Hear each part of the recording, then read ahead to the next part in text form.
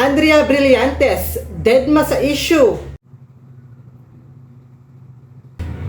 Kamakailan lang po ay naglabas ng balita at anunsyo ang Kasniel. Hiwalay na daw sila. Batang aktres na si Andrea Brillantes, sabit sa kanilang hiwalayan, siya daw ang naging dahilan kung bakit break up na ang Kasniel. OMG! Sa kabilang dako naman na nahimik at walang sinabi si Andrea Brillantes sa nasangkutang issue. Sabi pa niya sa isang interview, hindi ka pwedeng sugod ng sugod. Baka strategy mo to para naman hindi ka batuhin ng mga masasakit na salita from Kasniel fans. Diba?